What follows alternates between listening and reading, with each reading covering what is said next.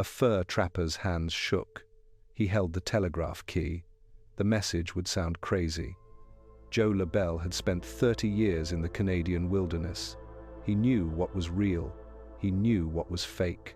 The village of Anjikuni was home to 30 Inuit families. That was just days before. Now it was empty. Not one person was left. Their boats sat frozen in the lake ice. Their fishing nets hung where they always did. Food still sat in their bowls. Every man, woman, and child had gone missing. No one could find any reason why. In November 1930, the Royal Canadian Mounted Police got a very strange report. A whole Inuit village had gone missing overnight. This happened at Anjikuni Lake. The lake was in the Northwest Territories. No bodies were found, no signs of a fight. No footprints led away from the village. It was like 30 families had just stepped out of the world. The story begins with Joe Labelle. He was a fur trapper. He came from French Canada. He had worked in the far north of Canada. He worked there for most of his adult life. Labelle was not a man who told wild stories. He did not believe in ghosts. He made his living by being smart. He paid attention. His life hung on reading the land right. He had to understand the people who lived there.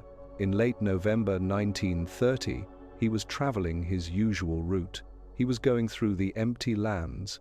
He decided to stop at Anjikuni Lake. The Inuit village at Anjikuni had been there for many years. It was a home that lasted. This was unusual. Most people usually moved around, but the lake had great fishing all year. The families who lived there had built good friendships. They were friends with traders and trappers like Labelle. They often traded fish and handmade goods. They got supplies and tools from the outside world. Labelle had stopped there many times before. He always got a warm welcome. The lake sits in a very remote place. It is in what is now Nunavut territory. In 1930, it was part of the huge Northwest Territories. It was a place so far away. The nearest RCMP post was hundreds of miles off. The area has bad weather. Winter gets very cold, often below -40 degrees. The lake freezes solid for 8 months of the year. During the short summer, millions of bugs make the area hard to live in. This is true for outsiders. For the Inuit families at Anjikuni, this harsh place was home.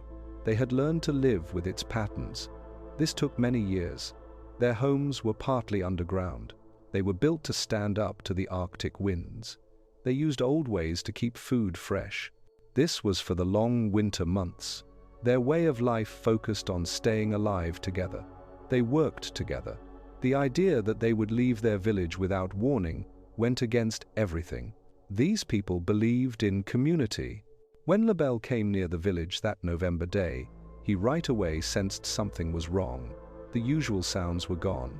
No dogs barked, no children played, no smoke came from the homes. As he got closer, the silence became heavy. It was scary. He called out greetings. He used the Inuktitut language. He had learned this language over the years. No one answered back. Labelle began walking through the village step by step. The first home he entered was still warm. A seal oil lamp flickered weakly. It looked like someone had lit it recently. A pot of caribou stew sat over the flame. It had started to burn. Personal things lay scattered. They were exactly as they had been left. Children's toys sat on sleeping furs. Sewing work was half done. Needles were still threaded. In home after home, Labelle found the same scene.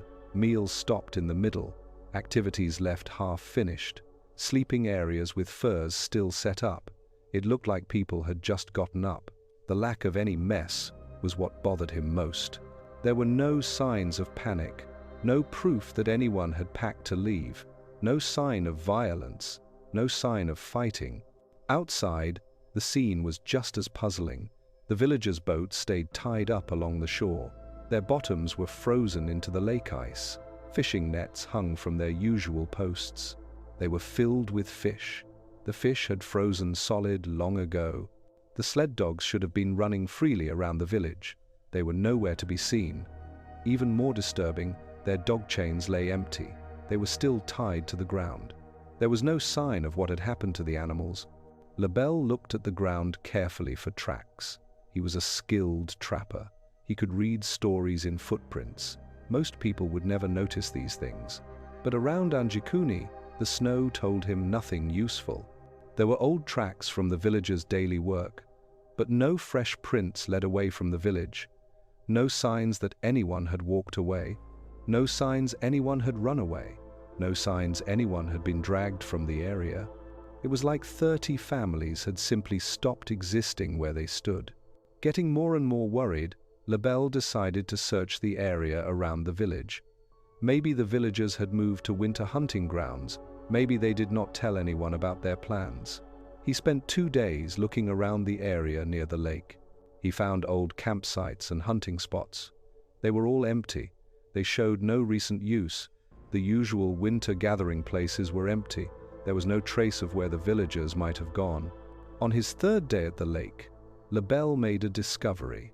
This discovery would haunt him for the rest of his life. He was searching a hill. The hill overlooked the village. He found the graves of the village elders. These burial places had been carefully kept up. They followed Inuit ways. Stones were set up in special patterns. But when Labelle looked at them more closely, he realized something. The graves had been opened. The bodies were gone. The damage to the graves shocked Labelle. It shocked him more than the empty village itself. In Inuit ways of life, disturbing the dead was very bad. It was thought to be one of the worst possible things to do. The villagers would never have done this themselves. But who else would have bothered? These were faraway graves. They were in the middle of the Arctic wilderness. And why would they take bodies? The bodies had been buried the old way. Labelle knew he had to report what he had found. But the nearest place to send a message was days away. He would have to go by dog sled. He carefully wrote down what he had seen. He drew the layout of the village. He noted what he found in each home. He took several items as proof. This included some of the kept food. It also included personal things that had been left behind. Then he began the long trip to contact the police. The RCMP got Labelle's report with doubt. Stories of mysterious disappearances were not uncommon in the remote territories. Usually, they turned out to have simple explanations. Families moved to follow animal herds. Communities moved to avoid harsh weather. Communication in the vast wilderness was poor. What seemed mysterious often had logical answers. However, Joe Labelle's reputation came before him. He had worked with the RCMP before. He had worked on other cases in the territories. They knew him to be reliable. They knew he was level-headed. His detailed report convinced them. The proof he had brought convinced them to look into it further. In December 1930, Constable J. Nelson was sent to Anjikuni Lake. His job was to check Labelle's claims. Nelson's trip to the lake took nearly 2 weeks. The winter conditions were harsh. When he finally reached Anjikuni, he found exactly what Labelle had described. The village sat empty. It was undisturbed. The officer did his own careful search of the area. He wrote down everything he found. His official report to RCMP headquarters confirmed every detail.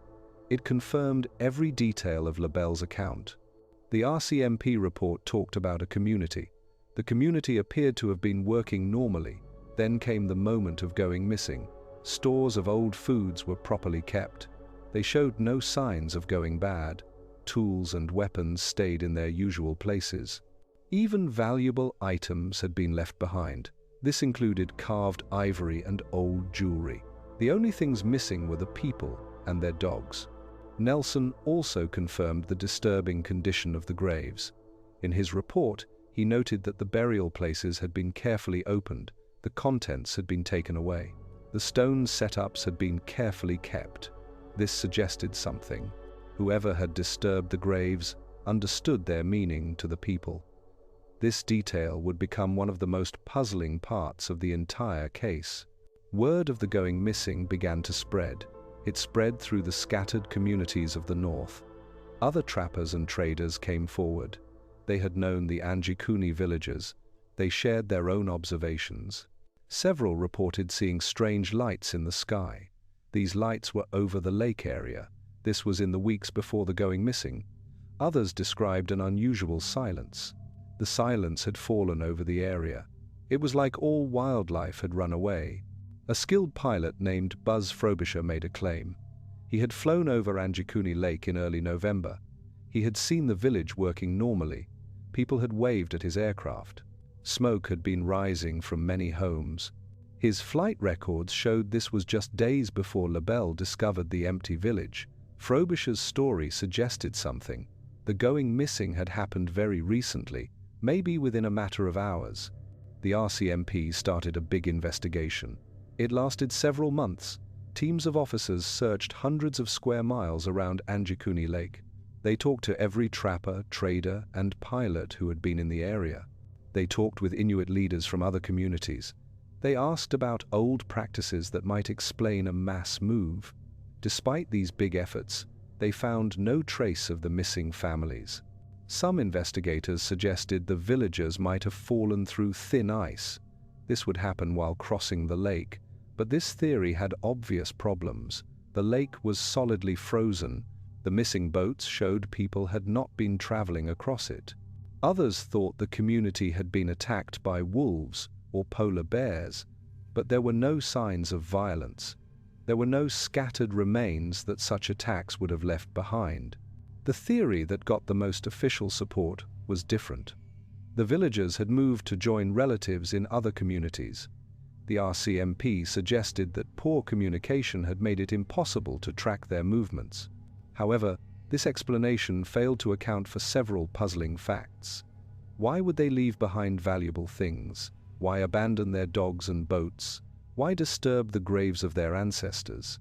As news of the Anjikuni going missing spread beyond the territories, it got attention from newspapers across North America. The story had all the parts that fascinated the public. A mysterious vanishing in the remote wilderness. An entire community gone without explanation. Strange circumstances that went against logical analysis.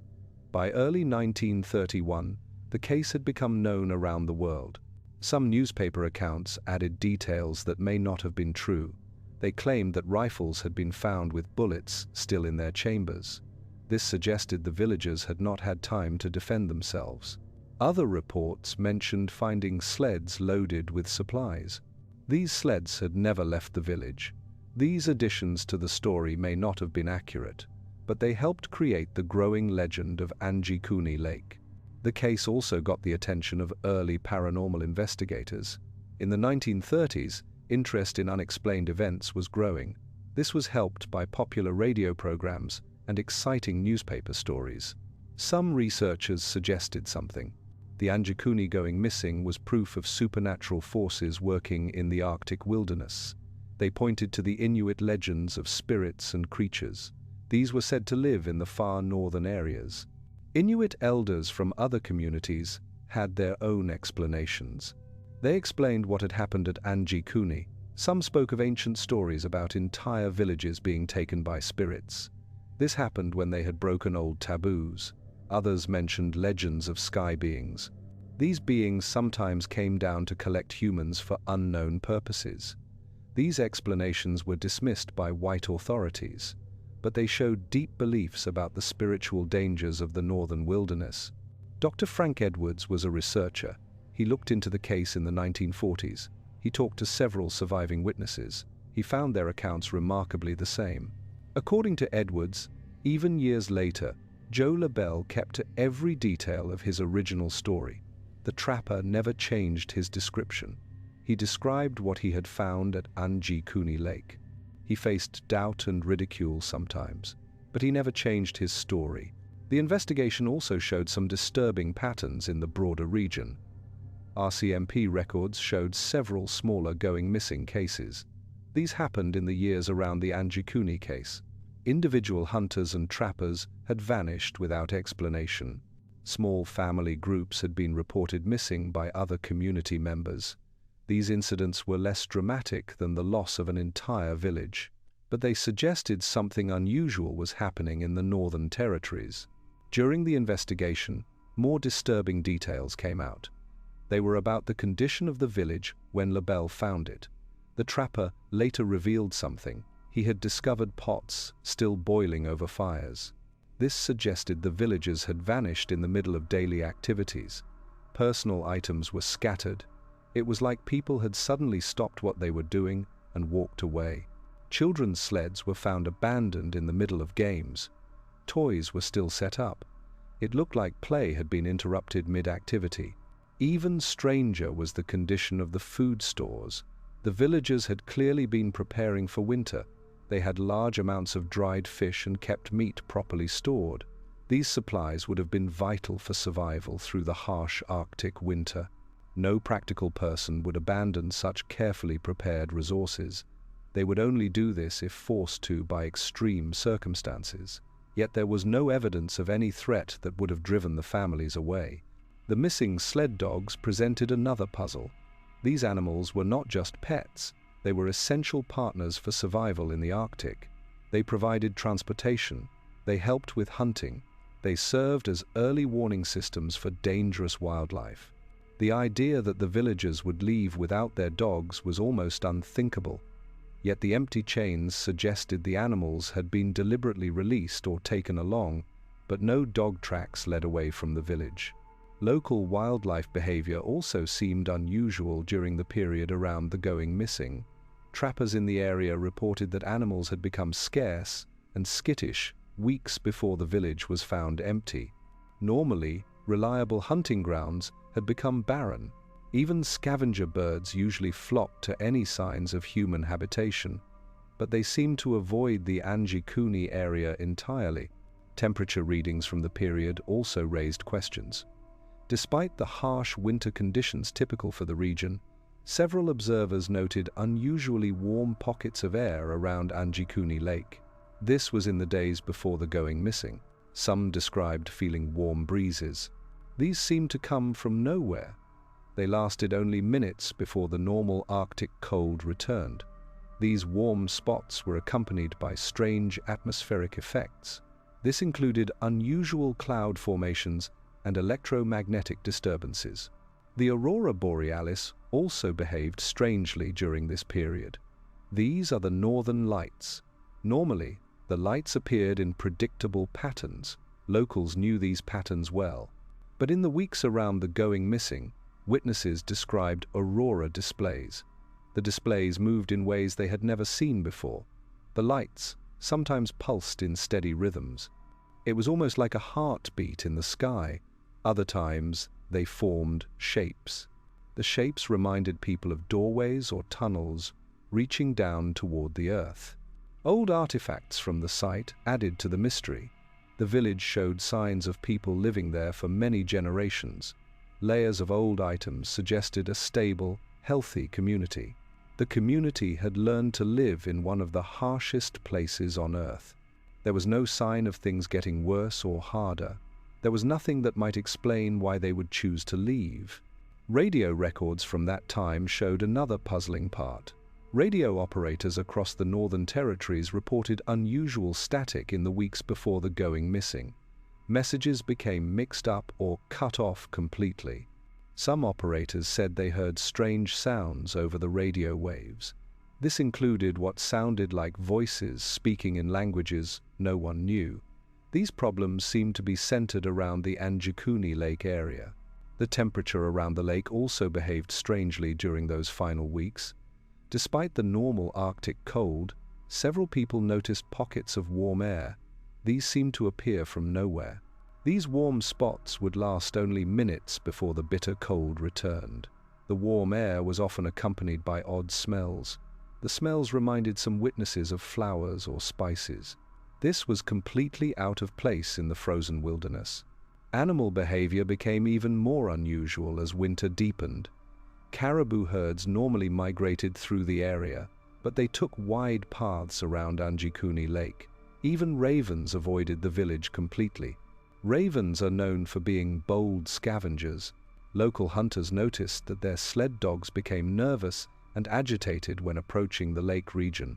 The dogs often refused to go forward despite their handlers' commands. The investigation also uncovered stories from Inuit communities hundreds of miles away. elders from distant villages reported having dreams about Anjikuni. This was in the weeks before the going missing was discovered. These dreams often featured empty homes and silent winds. Several shamans claimed they had felt a great disturbance in the spirit world, but they could not explain what it meant at the time. A weather scientist named Dr. Harold Wilson looked at weather records for the Anjikuni area in late 1930. He found reports of unusual sky events around the time when people went missing. Several people who watched the sky had noted strange lights and problems with electrical equipment. Radio talks had been broken up across a wide area. These events might have natural reasons. But Wilson noted their timing was very suspicious. The Royal Canadian Mounted Police investigation team grew. It included specialists from various fields. A tracker named William Morrison was considered one of the best in the territories. He spent weeks combing the area around the lake. Morrison had successfully solved missing person cases throughout the north, but Anjikuni Lake defeated his skills. He later reported that the complete absence of any trail was unlike anything he had encountered in 20 years of tracking. A government photographer named Robert Hayes was brought in to document the scene. His photographs still exist in RCMP archives. Some of them still exist. They show the eerie normalcy of the abandoned village. Cooking pots sit exactly where they were left. Personal belongings remain undisturbed. The images capture a sense of life suddenly interrupted. It was like the villagers had simply vanished mid-action. The Canadian government eventually classified the Anjikuni Lake case as unsolved, but officials were reluctant to discuss it publicly. The going missing had attracted unwanted attention to the territories. It raised questions about the government's ability to protect remote communities. By the mid-1930s, official references to the case became increasingly rare. New investigations were discouraged. However, the story refused to fade away. Throughout the following decades, researchers continued to visit Anjikuni Lake. They investigated the going missing. Some claimed to find new evidence, but none of it was ever verified. Others reported strange experiences while camping near the lake. This included unexplained sounds, equipment failures, and feelings of being watched by unseen observers. In the 1950s, a team of scientists from the University of Toronto tried to solve the mystery. They used new tools for looking into things. They brought metal finders, soil testing equipment, and better cameras to the lake. Despite their modern tools, they found no trace of the missing families. However, they did find several strange readings in the soil around the old village site. This included unusual magnetic properties that they could not explain. The scientists also discovered that compasses behaved strangely near the lake. Magnetic needles would spin wildly or point in directions that made no sense. Electronic equipment often failed without warning. Cameras sometimes produced blurred images even in perfect lighting conditions. The team's leader was Dr. Robert Matthews. He later wrote that the lake seemed to resist scientific study. It was like some force was actively working against their efforts. Sound also traveled differently around Anjikuni Lake. Voices that should have carried clearly across the water seemed muffled and distorted. Echoes lasted much longer than they should have. Sometimes they repeated sounds minutes after they were made. Some team members reported hearing faint voices or music when the wind was completely still, but no source could ever be found. The 1960s brought a team of anthropologists. They tried to reconstruct what had happened. They interviewed elderly Inuit who remembered the Anjikuni community. They found that the village had indeed existed. Its going missing was well remembered among northern peoples. However, the anthropologists also uncovered conflicting stories. The stories were about what the villagers were like and why they might have vanished. Some accounts suggested the Anjikuni people had been somewhat isolated from other Inuit communities. They followed older traditions that other groups had abandoned. Others hinted at tensions with neighboring settlements or problems with outside authorities. These stories raised a possibility. The going missing had been voluntary. It was perhaps an attempt to escape government interference or cultural pressure. Modern investigators have pointed out several problems with the original reports of the Anjikuni going missing. Some question whether the village was as permanent and well-established as people said. Others note that counting people in remote communities was often wrong. This made it difficult to check how many people actually lived there.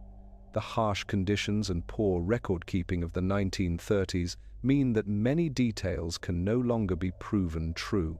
A person who studies languages named Dr. Sarah Mitchell looked into Inuit oral stories in the 1970s. She found mentions of the Anjikuni going missing in traditional tales. According to her research, some Inuit communities made the event part of their mythology. They treated it as an example of what could happen when traditional taboos were broken. These stories suggested that the villagers may have done things that other Inuit groups considered dangerous or forbidden. Some of these traditional stories spoke of sky hunters. These beings would sometimes come to take entire families for reasons mortals could not understand. Other tales mentioned portals or doorways. These could open between worlds. They allowed people to step from one reality into another. Government officials dismissed these stories, but they reflected ancient beliefs about the spiritual dangers that lurked in the far northern wilderness. Critics have also noted that stories of the going missing grew more detailed and dramatic over time. Elements like the opened graves and the missing sled dogs may have been later additions. They may have been added to a simpler story of a community that moved without telling authorities. The lack of photos from that time or detailed written records makes it impossible to check many of the most mysterious parts of the case. Nevertheless, the core facts remain difficult to explain. Joe Labelle was an experienced and respected trapper. He had no apparent reason to make up his account. The RCMP investigation confirmed that a community at Anjikuni Lake had indeed vanished under puzzling circumstances. The investigation had limitations, but even if some details have been exaggerated over time, something unusual clearly happened in that remote corner of the Canadian wilderness. Weather records from the 1930s show several unusual patterns in the Anjikuni region. This was during the months before the going missing. Temperature changes were more extreme than normal. Air pressure readings showed irregular spikes and drops. Some weather stations recorded magnetic problems that interfered with their instruments.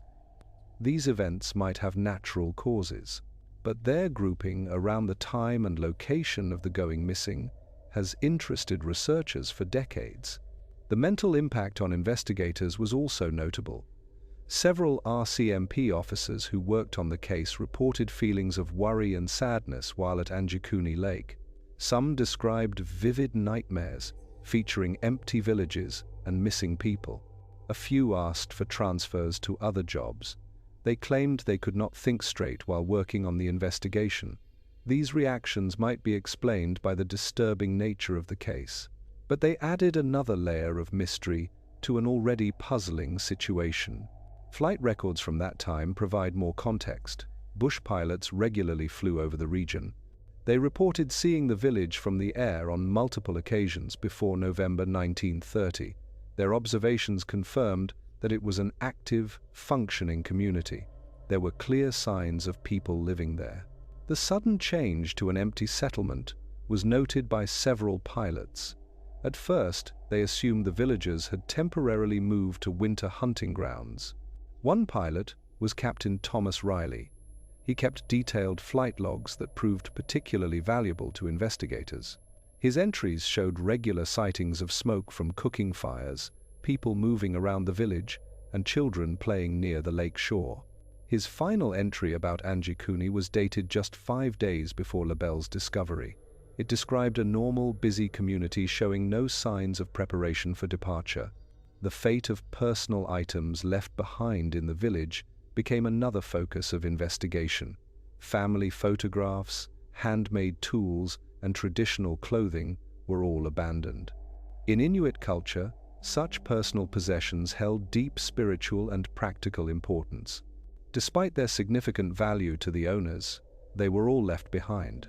The idea that an entire community would willingly leave behind these treasured items suggested either extreme urgency or circumstances beyond normal human experience. Wildlife behavior in the years following the going missing also drew attention. Hunters and trappers reported that the Anjikuni Lake area became notably less productive. Game animals seemed to avoid the region. Fish populations in the lake declined dramatically. Some local people began to consider the area cursed or haunted. They refused to camp or hunt there despite its previous reputation as a rich hunting ground. The Anjikuni Lake going missing continues to inspire theories and speculation. Some researchers believe it was an early example of what would later be called alien abduction phenomena. Others suggest it represents a case of mass teleportation or interdimensional travel. More conventional explanations focus on government cover-ups, undocumented relocations, or natural disasters that left no obvious traces. What makes the case particularly intriguing is how it fits into broader patterns of unexplained phenomena in the Arctic regions.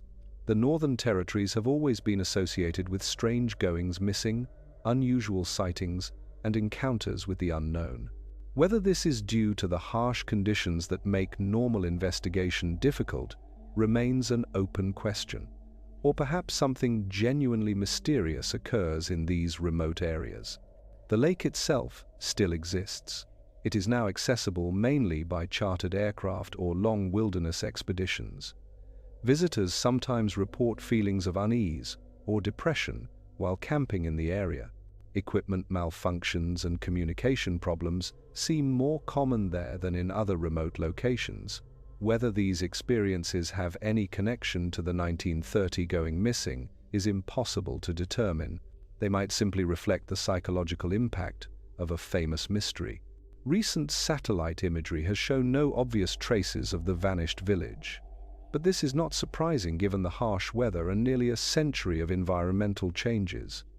The permafrost and freeze-thaw cycles would have quickly destroyed any remaining structures. Even if physical evidence once existed, it would be extremely difficult to locate now. The story of Anjikuni Lake raises fundamental questions. Questions about how we understand and investigate mysterious events. In an age before modern communication and transportation, remote communities could disappear with little immediate attention from outside authorities. Poor documentation and the passage of time make it nearly impossible to separate fact from legend in many historical cases. Yet something clearly happened at Anjikuni Lake that November in 1930. Whether it was a mundane relocation that was poorly documented or something far more extraordinary, the case continues to challenge our assumptions. It challenges what is possible in the remote corners of our world. The empty village, the missing families, the disturbed graves, and the absolute silence that Joe Labelle found that day remain as mysterious now as they were nearly a century ago. In the vast wilderness of northern Canada, the night sky stretches endlessly above frozen lakes. Ancient stories whisper on the wind. The vanishing of Anjikuni continues to haunt those who hear its tale. Somewhere in that silence, 30 families stepped out of existence. They left behind only questions that echo across the empty land like voices calling from the dark. What do you think happened to the families of Anjikuni Lake? Share your thoughts in the comments below. Don't forget to subscribe for more mysterious tales from the world's most remote places.